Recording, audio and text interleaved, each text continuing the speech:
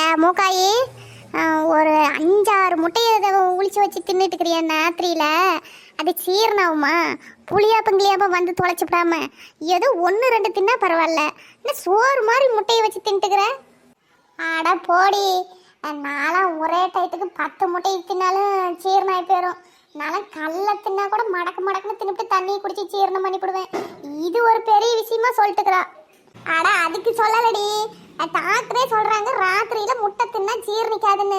உன்னில doctor முன்ன பின்ன பார்த்துருந்தா தானே தெரியும். நீ சொல்ற மாதிரி நீல கல்ல கூட தின்னு கரைச்சிடுவாயா? நம்மளுக்கு தான் சேர மாட்டேங்குது, என்ன உடம்ப தெரியல. அட ஆமாண்டி, கீதா சொல்ற மாதிரி முட்டையெல்லாம் ராத்திரிக்கு சீரணாவாது, சீரண கோளாறு ஆகி போயிடும். ஏதோ 1-2 தொட்டுக்கு கடிச்சுப்பியா, சோறாட்டம் வச்சு தின்னுட்டு இருக்கிற. சொன்னாலும் வச்சுக்க மாட்டேங்கிற. அப்புறம் பாரு காலையில என்ன ஆவறன்னு. நீ அவெல்லாம் சொன்னாலும் வச்சுக்கிட மாட்டா. நீங்க ஏன் தொண்டை தண்ணி வத்த கத்திட்டு கிடக்குறீங்க? அவ தின்னுபிட்டு பட்டா அனுபவிச்சுட்டு அப்புறமா அடங்குறா. நீங்க 2 பேரும் நீ தலைகீழ் தான் இன்னும் சொன்னாலும் அவன் வச்சுக்கிட போறது இல்லை. அவ எப்படியே கடக்கிட்டு விடுங்க. அட அவ தின்னுட்டு கூட போய் தொலைட்டுங்க, நாம ஒன்றும் சொல்லலை. அதை கொண்டாந்து இப்படி ரோட்ல உக்காந்துக்கிட்டு போற வழியில வர வழியில உட்காந்து தின்னுட்டு இருக்கிறாள. நேற்று தானே ஒரு ஆள் குடிச்சுட்டு செத்து போயிட்டா. அப்படி இதில் தானே தூக்கிட்டு போனாங்க. அந்த ஆள் ஏதோ முட்டை கிட்ட பிடிச்சி போய் வந்து லவக்கன்னு பிடிங்கிட்டு இவ்வளோ மண்டையில நங்குன்னு கொட்டிட்டு போயிட்டா என்ன பண்றது? அப்புறம் கூட இருக்கிற பாவத்துக்கு நம்மளையும் சப்பு சிப்புன்னு அடிச்சு விட்டாங்கன்னா நீ வேற வாயை வச்சுட்டு சும்மா இரு. ராத்திரி நேரத்தில் பேய் பூதன்னுக்கிட்டு அந்த ஆள் போகிற ஆள் ஏது காது கேட்டு வந்து பிடுங்கிட்டு கிடுங்கிட்டு போறான். யாரு இவளா வந்து பேய்க்கு பயந்துக்கிறாள்? இவ பேயவே பலகாரம் பண்ணி தின்ட்டு போயிடுவா. இவ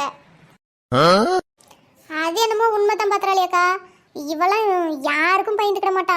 ராத்திரி கேட்டையாட்டம் 12 மணிக்கு கூட சுடுகாட்டில் போய் பிரியாணி வச்சு தின்ட்டு வருவா. அப்போ ஏற்பட்ட குந்தாணி இவ. அப்புறம் விஷயம் கேள்விப்பட்டீங்களா? 2 நாளைக்கு முன்ன இந்த வழியாக தான் என்னமோ ஊன்னு கத்திக்கிட்டு போனிச்சான். நெட்ட வழி தான் சொன்னான். ராத்திரி ஏதோ வெளியே வந்துருப்பாளாட்டுங்குது. என்னத்துக்கு வந்தாலும் பாத்ரூம் எது வந்தாலும் எதுக்கு வந்து தொலைஞ்சாலும் தெரியல. இங்கே ஒரு ஊன்னு ஒரு சத்தம் கேட்டுச்சான். அப்புறம் அந்தாண்ட தலைவில் போய் அம்மான்னு கேட்டுச்சு. நான் தலை தெறிக்க உளுந்தடிச்சு ஓடி போயிட்டேன் அப்படின்னு சொன்னான். எப்போ? 2 நாளைக்கு முன்னாடி அந்த ஆளை தூக்கிட்டு போனாங்களா? அப்பியா? ஆமாம், எனக்கு கூட கேட்டுச்சு. நான் என்னமோ எதனா நாய்க்கு தான் ஊழையிட்டுக்கிட்டு இருக்குதா அப்படின்னு நினச்சேன். நான் என்னத்துக்கு வெளியே வந்தேன்னா அந்நேரத்துக்கு தினைக்குமே மாட்டை எட்டி பார்த்துட்டு பில்லு போட்டு போவேன். மாடு படுத்துக்குச்சா நின்றுக்குதா அப்பெல்லாம் திருட்டு பையன் பார்த்துக்க டெம்போ கும்போ வச்சு ஏற்றிக்கிட்டு போயிடுவானுங்கன்னு அதுக்கு நான் அப்பப்போ எட்டி பார்ப்பேன். அப்படி பார்க்கல எனக்குமே அந்த சத்தம் கேட்டுச்சு. இந்த காலத்துலேயுமா இதெல்லாம் நம்பிட்டு இருக்கிறீங்க? அதெல்லாம் சும்மா நம்மளுடைய மன பிராந்தி. நாம் வந்து என்னத்த நினைக்கிறோமோ அது அப்படியே நடக்கிற மாதிரி இருக்கும். அப்படின்னா நடுராத்திரியில் வெளியே வந்துக்கிட்டு பார்த்தா எல்லாம் கருக்கும்னு பயமாக தான் இருக்கும். அந்த பேய் பழமெல்லாம் எனக்கு இல்லை. ஃபஸ்ட்டு பேயே இல்லை, அப்புறம் எங்கிட்ட பேய் வந்து கத்துது. பேயாவது பூதமாவது அப்படி பார்த்தா எல்லாம் சாவறவங்க எல்லாம் பேயாத்தான் தெரிஞ்சுக்கிட்டு வந்து பழி வாங்கிட்டு இருப்பாங்க. இதை போய் இந்த காலத்தில் நம்பிக்கிட்டு பயந்துக்கிட்டு நானும் கூட அப்படித்தான் பார்த்துக்க. இந்த பேய் பூதம் அதுக்கெல்லாம் பெருசாக பயந்துக்கிட மாட்டேன். அந்த ராத்திரியில் இருட்டாக இருக்கும்ல அதை பார்த்தா தான் இந்த திருட்டு பயலுங்க இப்பெல்லாம் நிறையா ஆகி போயிட்டாங்களா. அந்த நியூஸில் வேற பார்த்து அதுதான் கொஞ்சம் பயமாக இருக்குமா ஒழிஞ்சி மற்றபடி பேய் வருது நாய் வருது அதுக்கெல்லாம் போய் நானுமே அதெல்லாம் நம்பிக்கிட மாட்டேன் பெருசா. எல்லாருமே சொல்லுவாங்க இந்த நாய் சல்லுன்னு குலைக்குது ஊழையிடுது பேய் வர அறிகுறியுது அப்படின்னு சொல்லுவாங்க. அதெல்லாம் ஒன்றும் அப்படி கிடையாது. நம்மளாட்டம் நாய்ங்களுக்கு அது ஒரு பாசை. அதுக்கிட்ட நாயும் பேச்சுங்கள நாயும் அதுக்கு தான் அப்படி குலைக்கிறது. அது என்னமோ ஏதோ எனக்கும் தெரியாது. எனக்கு ராத்திரியில் கொஞ்சம் சத்தம் கேட்டுச்சுன்னா பயந்துக்கிடுவேனாலும் இந்த நாய் ஊழையிடுறது எதனா சத்தம் இந்த கால் செய்தி சத்தம் சலக்குன்னு கேட்கும். அது நம்ம நினச்சிக்கிட்டே இருக்கிறதுனால கேட்குதா என்னமோ அதுவும் தெரியல. அதனாலேயே எனக்குலாம் பயமாக இருக்கும். நான்லாம் முடிஞ்ச வரைக்கும் வெளியவே வரமாட்டேன். வெளியவே வராத வீட்டுக்குள்ளேயே இருந்துக்கிடுவியா? ஒரு அவசரம் கூப்பிடுறாங்க, ஏதோ ஒரு தொந்தரவு. இப்போ ஒரு பாத்ரூம்பே வருது, அவசரமாக வெளியே போயே ஆகணும். அப்பயும் போகாமையே வந்துக்கிடுவேன். ஏட்டி நான் எதுக்கு வெளியே போகிறேன்? எங்களுக்கு தான் பாத்ரூம் உள்ளே கிடக்கல. எனக்கு என்ன வெளியே போகணுன்னு காண்டா? நீ பாத்ரூம்பை வீட்டில் வச்சுக்கிறியோ இல்லை காட்டில் வச்சுக்கிறியோ? ஒரு உதாரணத்துக்கு சொன்னேன். வெளியே வர சுச்சுவேஷன் வந்து தான் ஆகணும். இப்படி பயந்துக்கிட்டே இருந்தால் எப்படின்னு சொல்கிறேன் நான். இங்கே பாரு, நீ ஒன்றும் சொல்ல வேணாம். வர வேண்டிய சுச்சுவேஷன் தான் நான் வந்து என்னன்னு பார்த்துக்கிறேன். நீ ஒன்றும் நீட்டாத உன் வாயை கொஞ்சம் மூடு. இப்போ நைட்டில் பேசுறதுக்கெல்லாம் நல்லா தான் இருக்கும். அப்புறமா தூங்கும் போது எனக்கு பயமாக இருக்கும். நீ இந்த டாப்பிக்கை விட்டுரு. இரு நல்லா ராத்திரி 12 மணிக்கு உங்கள் வீட்டில் வந்து சந்தல் வழியே உன் காதுலேயே கத்துற ஊ அப்படின்னு கத்துறேன். இரு அப்படிக்கு இப்படி கத்தி தொலைஞ்சிப்படாத, எனக்குலாம் ஹார்ட் அட்டாக்கே வந்துடும். உன் வேலையை பார்த்துக்கிட்டு இரு. இப்படியே 2 பேரும் மாற்றி மாற்றி பேசிட்டு இருங்க. இல்லாத பேய் கூட வரப்போகுது. இப்போ வரட்டும். இன்னைக்கு அதுவா நானும் ஒரு கை பார்க்குறேன். இன்னைக்கு நான் எப்படி அதுக்கிட்ட சண்டை போட்டு இந்த முட்டையை காப்பாத்துறேன்னு நீங்கள் இன்னைக்கு பார்க்க போறீங்க. என்னமோ பேயே இல்லைன்றேன், இதில் வேற பேய் வருதான். அப்படியே வரட்டுமே, நான் இன்னைக்கு என்னன்னு பார்த்து விட்றேன்.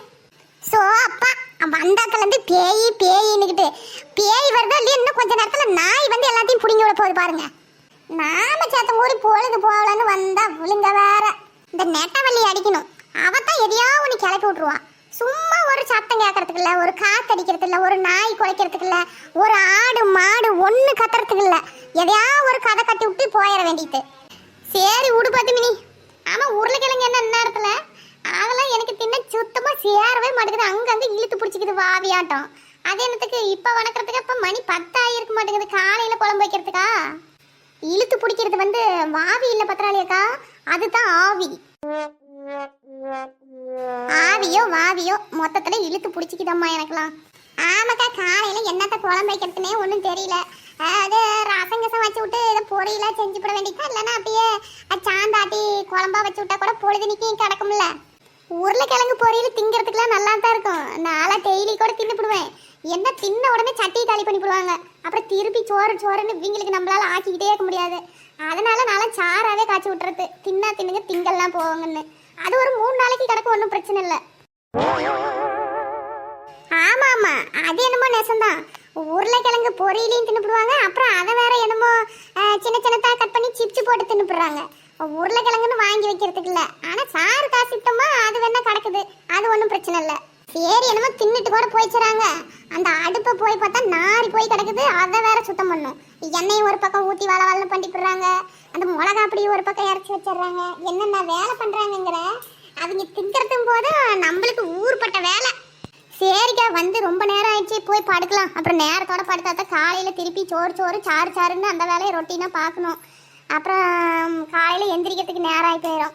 நீங்களாச்சும் பரவாயில்ல, இப்பயே காலையில் என்ன செய்யலான்னு பிளான் போட்டிங்க. அதை யோசிச்சுக்கிட்டே 1 மணி நேரம் தூக்கம் வேற வராது, என்ன பண்ணலாம் ஏது பண்ணலான்னு. அப்புறம் காலையில் போய் எதையோ ஒன்று தடாப்படான்னு பண்ணி கொடுக்க வேண்டியது தான். நீ நல்லா யோசிச்சு பண்ணினாவே அங்கே நல்லா திங்கிறதுக்கு கிளுன்னு இருக்கும். இதில் தடாப்படான்னு பண்ணினீன்னா அவளுக்கு தான். ஆட போடி, நீ ஒருத்தி எதையோ ஒன்று தின்னா போதாது. சரி மக்களே, உங்கள் வீட்லேயும் இப்படித்தானா? என்ன சோறு குழம்புன்னு யோசிச்சுக்கிட்டே தான் இருப்பீங்களா அப்படின்னு கமெண்ட் பண்ணுங்கள். நம்ம சேனல் பிடிச்சிருந்தா லைக் பண்ணுங்கள், சப்ஸ்கிரைப் பண்ணுங்கள். நாங்களும் போய் தூங்குறோம்.